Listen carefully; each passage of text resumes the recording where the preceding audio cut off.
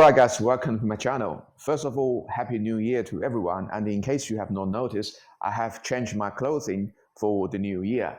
And talking about the new year, a lot of you guys must have made a new year resolution in the last few days, and I'm fairly certain that a lot of you guys must have included some kind of fat loss expectation for your new year.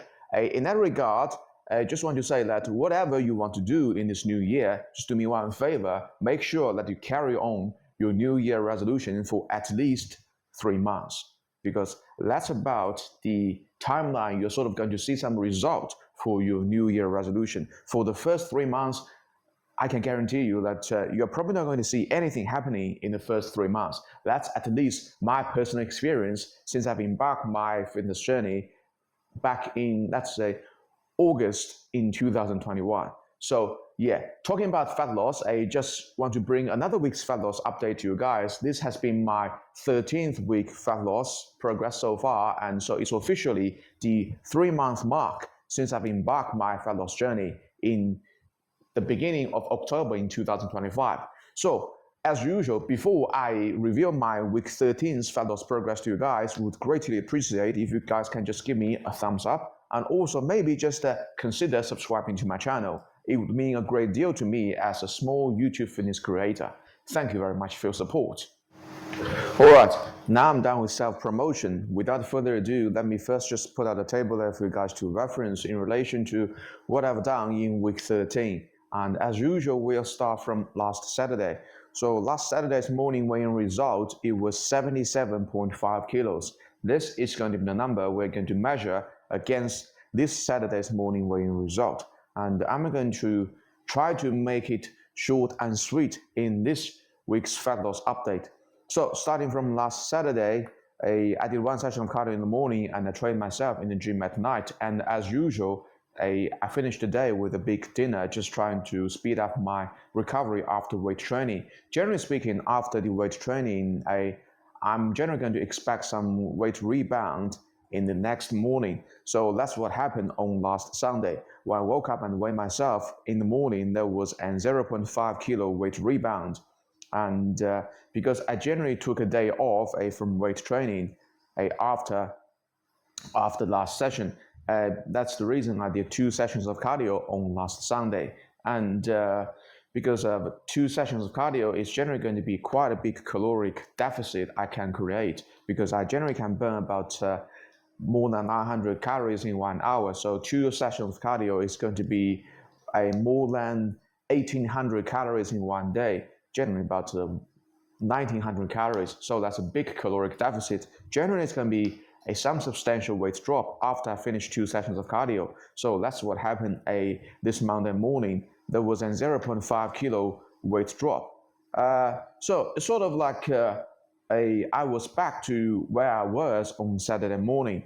And yeah, there's a bit of weight fluctuation, but at this point I was not so worried. That's the reason why I only did 1 session of cardio on Monday. But after Monday, everything became completely unpredictable in the next few days, which you guys are going to see. Monday morning's weigh-in result was the last time that I can still sort of tune in with my self-prediction. After this Monday morning, everything just became wild, really, really wild. And yeah, that's what we're going to see in the next few days. And let's fast forward to this Tuesday. So Tuesday morning, as you can see, there's a 0.8 kilo weight rebound. This was quite a big surprise to me, but I could sort of reason it as a water weight fluctuation. So when you embark on your own fat loss journey, please pay extra attention to the water weight fluctuation, which can seriously disrupt your short-term weigh-in anticipation, let's call it that way. And I've particularly done a video just explaining all the different terminologies in my previous fat loss series. So for that matter, please feel free to refer to my previous video just to get a better idea of what I mean by water weight fluctuation. So because I probably had a big dinner on Monday night and probably drank quite some water and probably ingested a bit of salt. That's the reason why that's probably the reason I can only say that. that's probably the reason why my weight had a substantial rebound on Tuesday morning. And for me, just to curb this kind of a water weight fluctuation, I did 2 sessions of cardio on last Tuesday. And as you guys can see, fast forward to this Wednesday morning, okay, as you can see probably in the thumbnail, overnight big weight swings is probably the recurring theme for this whole week. And Wednesday morning was a good example of that. So Wednesday morning's weighing result, though, has been 1 kilo overnight weight drop. So sort of explain why I suspect that Tuesday's 0.8 kilo weight rebound was because of the water weight fluctuation.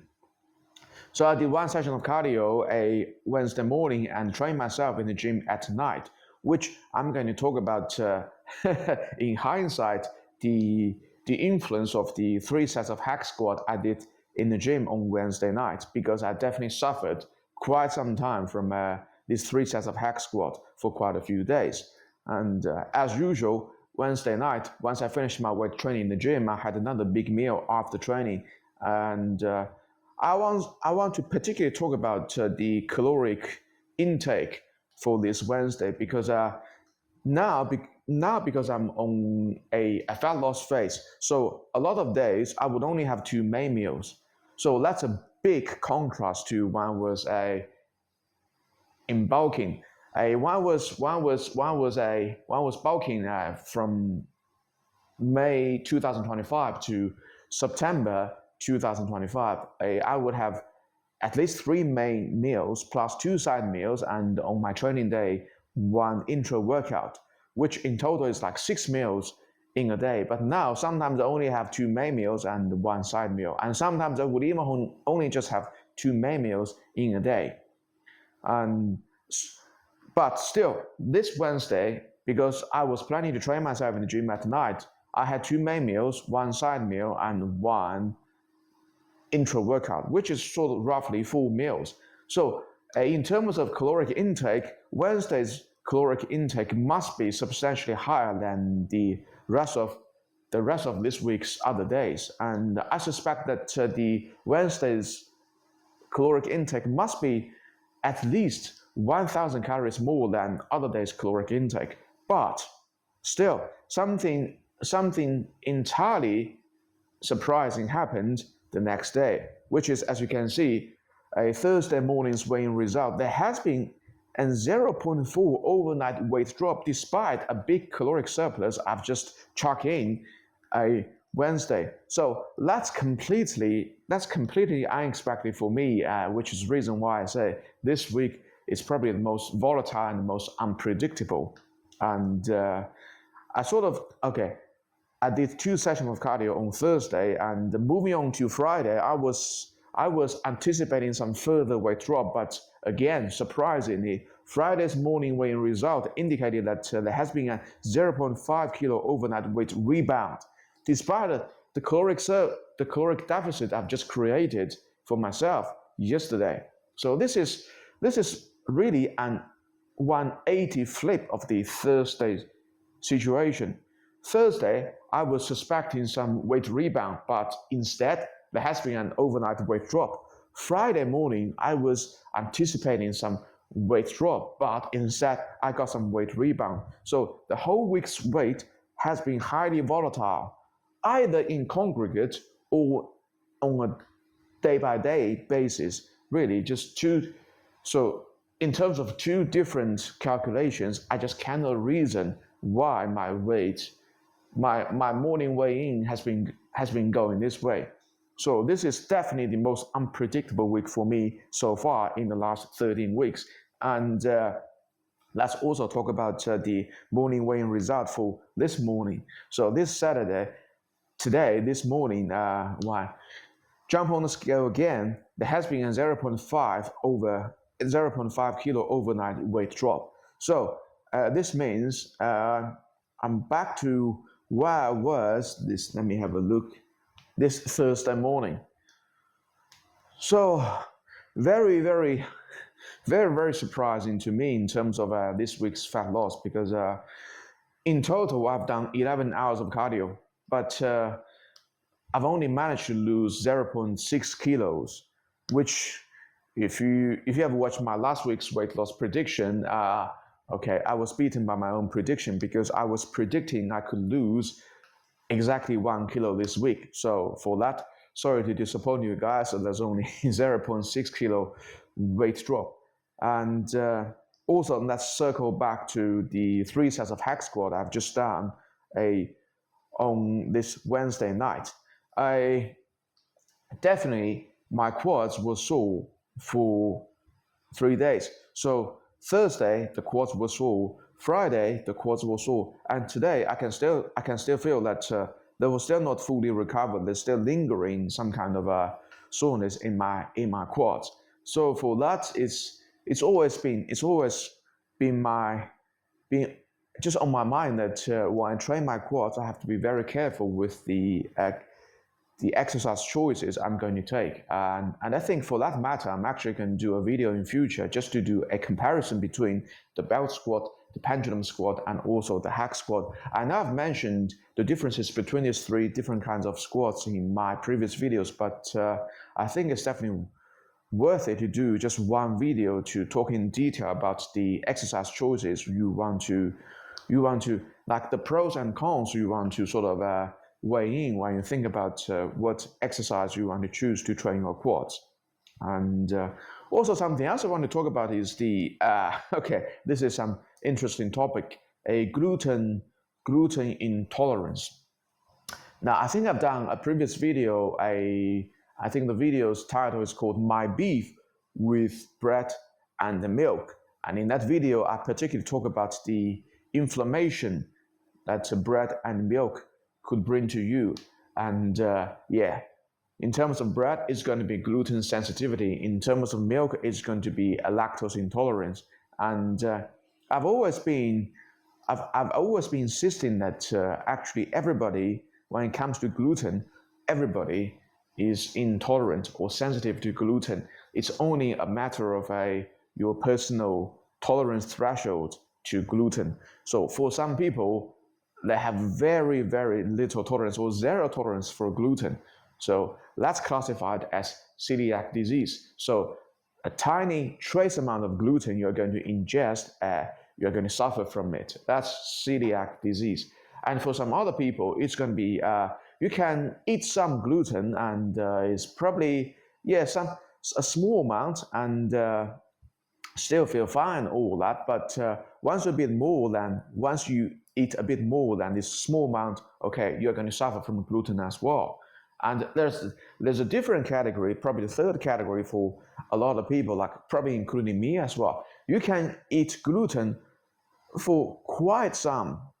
Like me personally, I've been indulging in this sourdough dark rye bread in the last few weeks. So I've been eating gluten for quite a few weeks, and honestly, in the first few weeks, there's no symptoms for me to detect, but I can definitely tell you that particularly in the last few days, particularly on last Friday, when I did my second session of cardio, there's definitely a degree of my left knee feeling extremely swollen while I was doing the cardio, which made the whole session very, very torturing for myself.